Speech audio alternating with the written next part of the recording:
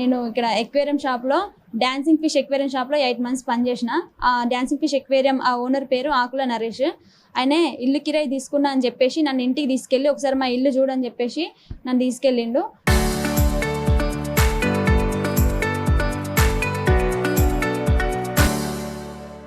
అక్కడ పోయిన తర్వాత థమ్స్అప్ తాగిపించిండు. ఆ థమ్స్అప్లో ఓట్కా కలిపిన విషయం నాకు తెలియలేదు. నెక్స్ట్ డే చెప్పిండు. అయితే నేను అన్కాన్షియస్ అయిపోయినా థమ్స్అప్ తాగిన తర్వాత. అట్లా జరిగిన తర్వాత నేను లేచేసరికి ఇట్లా ఇది జరిగింది, ఇది ఇంత దూరం తీసుకొస్తావని అనుకోలేదని చెప్పేసి ఇట్లా చేస్తావని స్టేషన్కి వెళ్ళి కేసు పెడతా అని నేనంటే నా గొంతు పట్టుకున్నాడు, నన్ను కొట్టిండు, నన్ను బెదిరించిండు. తర్వాత మళ్ళీ నేను అయినా సరే స్టేషన్కి పోతా అని చెప్పిన తర్వాత నువ్వు ఎక్కడి దాకా పోతావో పో, నువ్వు ఎంత దూరం పోతావో పో, నువ్వు ఎంత తెగించినా కూడా నన్ను ఎవ్వడేం చేయలేడు, ఎవ్వడేం పీకలేడు, నాకు పెద్దోళ్ళు తెలిసిన వాళ్ళు ఉన్నారు, నువ్వేం చేసినా నన్ను ఏం చేయలేవు, నా ఇంటికి కూడా పీకలేవు అన్నట్టుగా నన్ను మాట్లాడిండు. నన్ను పెళ్లి చేసుకుంటా అని చెప్పి మోసం చేసిండు. నేను నీకోసం ఎంత దూరం అన్న వస్తా అని చెప్పి మాట్లాడిండు. నీకోసం నేను ఎవరినైనా వదిలేస్తా అని చెప్పేసి మాట్లాడిండు. నేను నమ్మకపోయినా కూడా నీకు పెళ్ళాం పిల్లలు ఉన్నారు, నేను అట్లా చేసుకోలేను, అది కరెక్ట్ కాదని చెప్పి నేను చెప్పినా కూడా నా మాట వినకుండా లేదు నువ్వు అనుకునేది తప్పు ముచ్చట, 2-3 పెళ్ళిళ్ళు చేసుకున్న వాళ్ళు కూడా ఉన్నారు, 2-3 పెళ్ళిళ్ళు చేసుకొని సంతోషంగా ఉన్న వాళ్ళు కూడా ఉన్నారు, ఇప్పుడు ఎట్లా నీకు నిన్ను చూసుకుంటా అని చెప్పేసి మాట్లాడిండు. అందుకే నేను నమ్మిన. నేను లైఫ్ మీద చాలా ఆశలు పెట్టుకున్నా. ఇట్లా నమ్మి ఇట్లా మోసపోతా నేను ఎక్స్పెక్ట్ చేయలేదు. వాడు ఇట్లా మోసం చేసేటట్టు కూడా ఎప్పుడు కూడా నాతో మాట్లాడలేదు. నన్ను ప్రతి ఒక్క విషయంలో నమ్మించిండు. నన్ను మంచిగా చూసుకున్నట్టు అందరి ముందు నటించిండు. అందుకోసమనే నేను నమ్మిన.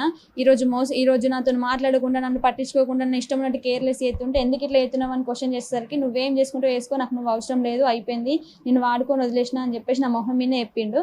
నేను కేసు పెడతా, నేను పోలీస్ స్టేషన్ పోతే ఎంత దూరం అని పోతాను అంటే, నువ్వు ఒక సాధారణ అమ్మాయివి, నీతోనేం కాదు, నీ వెనకాల బలగం ఏం లేదు, నాకు పెద్ద మంత్రులు తెలుసు, నాకు తెలిసిన వాళ్ళు ఉన్నారు, నేను ఏడికన్నా పోతే పోలీసు వాళ్ళు అందరూ నాకే సపోర్టు, నేను పైసలు వారేస్తే అందరు నాకే సపోర్ట్ మాట్లాడతారు, నువ్వేం చేసుకుంటూ వేసుకో, నీతోనేం కాదు, ఎంటిక కూడా కాదని చెప్పేసి నన్ను బెదిరించిండు.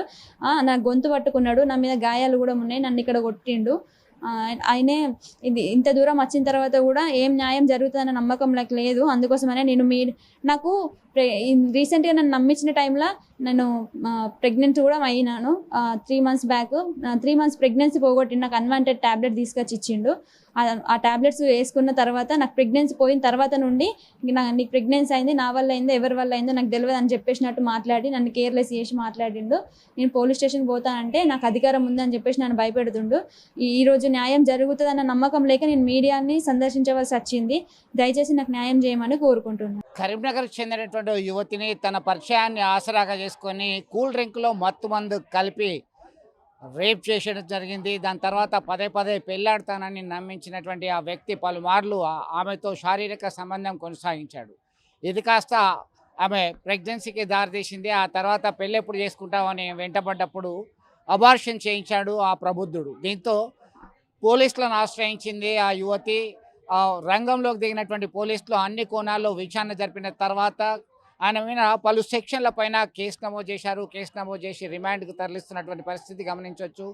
మాయ మాటలు చెప్పి వలలో చిక్కుకున్న తర్వాత చుక్కలు చూంచేటువంటి కేటగాళ్ళు చాలా ఉన్నారు. తస్మాత్ జాగ్రత్త అని హెచ్చరిస్తున్నారు పోలీసులు. కరీంనగర్ 2 టౌన్ పోలీస్ స్టేషన్ పరిధిలో ఉన్నటువంటి ఓ ప్రాంతంలో ఆమె ప్రైవేట్ ఉద్యోగం చేస్తుంది ఆ యువతి. దీంతో పరిచయం కాస్త ఆమె సన్నిహితంగా గల్పేలా చేసింది. దీంతో కూల్ డ్రింక్లో మత్తు మందు కలిపిన తర్వాత శారీరకంగా వాడుకున్నారు. ఎవరికైనా చెప్తే నీ అంతు చూస్తాన్ని బెదిరించాడు, పలుమార్లు గొంతు నొక్కాడు. ఆ తర్వాత ఎట్లాగూ నేను పెళ్లి చేసుకుంటా అని చెప్పి నమ్మబలికాడు ప్రబుద్ధుడు. దీంతో ఆ వ్యక్తి నరేష్ అనేటువంటి వ్యక్తిని కరీంనగర్ 2 టౌన్ పోలీసులో ఆ యువతి ఇచ్చినటువంటి ఫిర్యాదు మేరకి అరెస్ట్ చేసి జ్యుడిషియల్ రిమాండ్ తరలించారు.